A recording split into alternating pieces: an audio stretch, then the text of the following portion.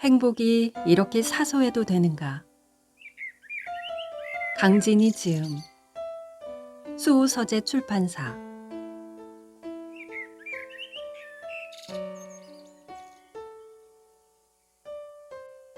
흰머리 뽑던 날, 안방 한가운데로 별이 가득 들어차는 날이면 조그만 낮잠 베개를 베고 누운 외할머니의 흰 머리카락을 뽑았다. 철부지내게 할머니의 흰 머리카락은 양볼 부풀려 불던 달콤한 풍선껌 같았다. 족집게로 꼭 집어 올리면 쏙 뽑히는 머리카락. 힘없이 빠지는 흰 머리카락들은 동그란 거울 위에 잡초처럼 붙여두었다. 8살 땐 1개에 10원, 10살 땐 10개에 50원. 내 작은 손이 족집게에 익숙해질수록 할머니 머리 위 흰 눈은 더 많이 쌓여갔다. 족집게로는 미처 잡을 수 없었던 시간이 속절없이 흘렀다. 얼마 전 거울에 비친 내 모습에서 할머니 머리에서 골라내던 흰머리를 발견했다. 뽑을까 말까 망설였다. 어떤 마음이었는지 모르겠다. 세월을 비껴가는 사람은 누구도 없을 텐데. 이제 외할머니에게는 검은 머리카락이 한 올도 남지 않았고 오랜 치매로 기억도 한 올조차 남아있지 않다. 그때 방바닥에서 할머니와 함께 누워 뒹굴뒹굴하며 보낸 시간은 내게만 남아있지만 여전히 그날의 봄이 우리를 감싼다.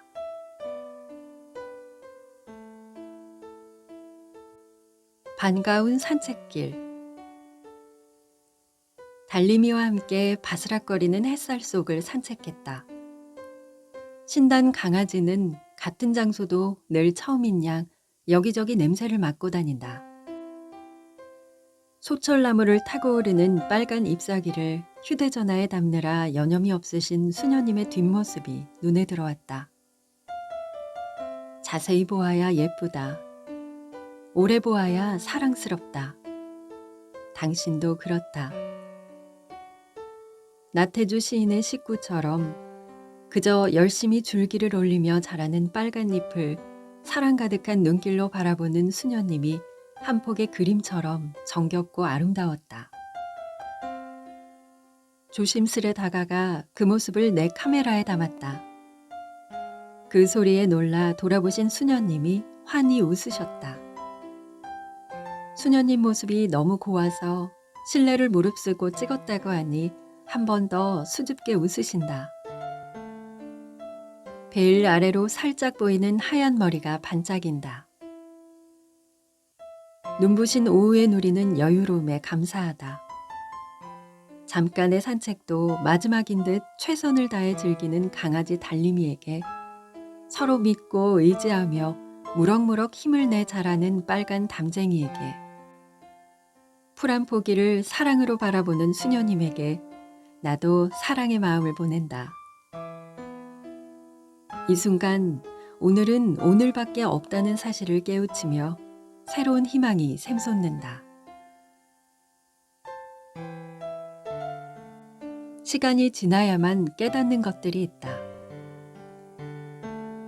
결혼한 지 얼마 되지 않았을 때 외할머니가 항문이가 수놓아진 화문석 돗자리를 선물해 주셨다. 감사한 마음으로 받았지만 신혼집 인테리어에는 어울리지 않는다고 생각해 10여 년 넘게 창고 깊숙이 넣어두었다.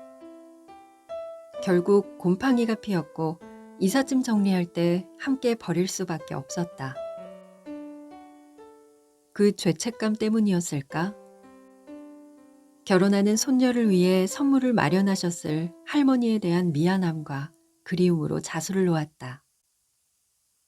좀 더 빨리 할머니 마음을 제대로 알아주었더라면 좋았을걸.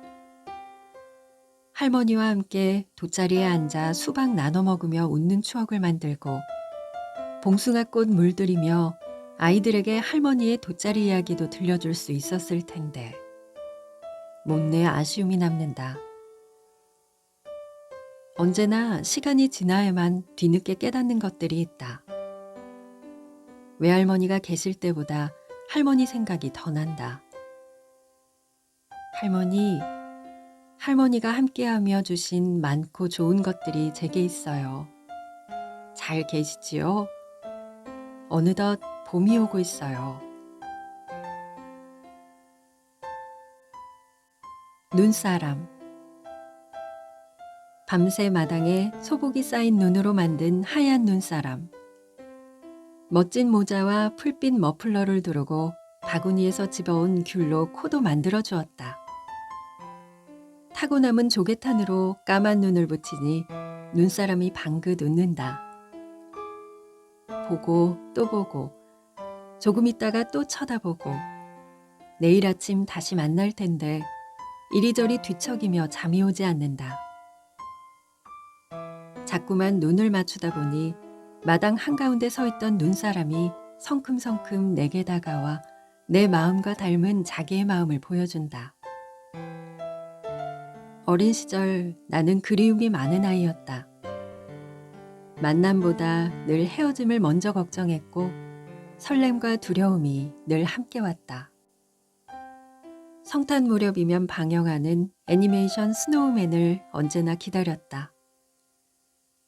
볼 때마다 꿈결 같던 그 세상이 좋으면서도 한편으론 아침 햇살에 녹아버린 눈사람 때문에 마음이 아팠다.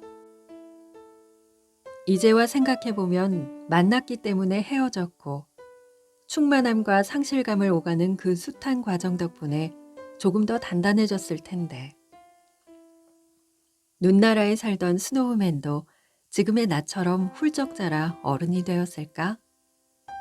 그래도 그 미소는 여전하겠지? 간절한 기도.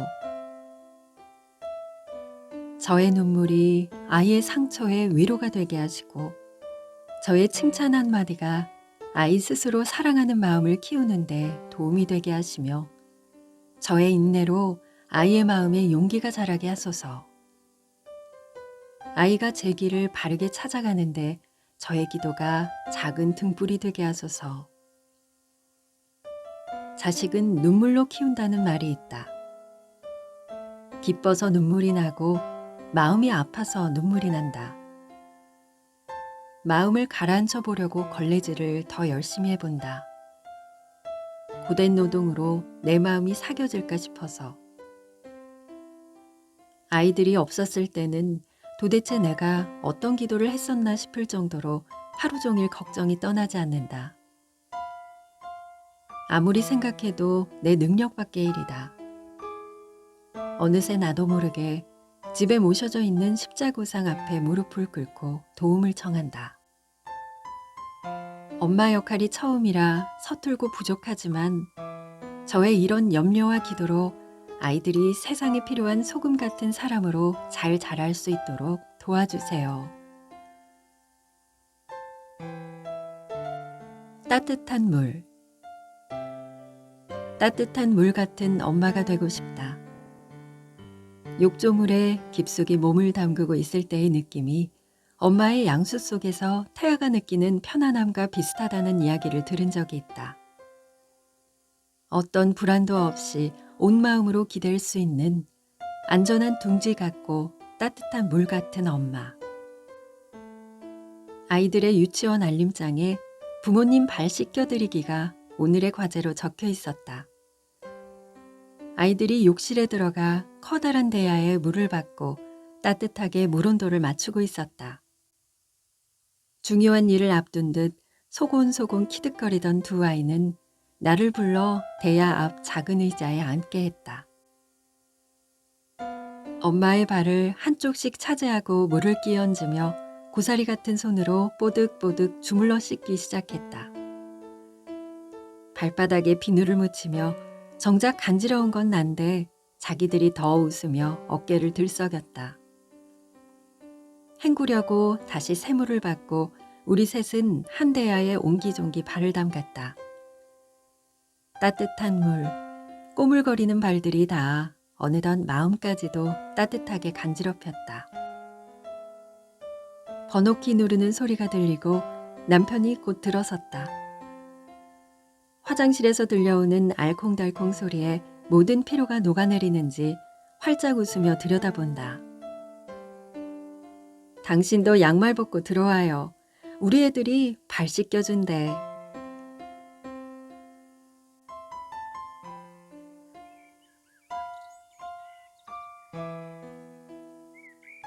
삶에 담긴 행복과 감사가 고스란히 묻어나는 책입니다. 이혜인 수녀님은 이 책에 대해 이렇게 말씀하시네요. 이 책은 행복을 주는 책입니다. 평범한 삶 속에 비범한 행복. 소소한 일상에 보석처럼 숨겨져 있는 기쁨을 담백한 필지와 생생한 그림으로 보여주고 있습니다. 더없이 가족을 사랑하는 데서 오는 삶에 대한 감사, 깨달음, 지혜는 바로 오늘을 살아가는 우리 모두의 이야기이기도 합니다. 정겨운 그림일기의 주인공 강진희 작가와 함께 우리도 한편의 시처럼 수채화처럼 아름다운 그림일기를 쓰고 싶은 행복을 느낍니다. 함께 해주셔서 감사합니다. 오늘도 따뜻하고 편안한 하루 보내세요. 당신의 마음이 머무는 글 속에서 당신을 기다리는 낭만독백이었습니다.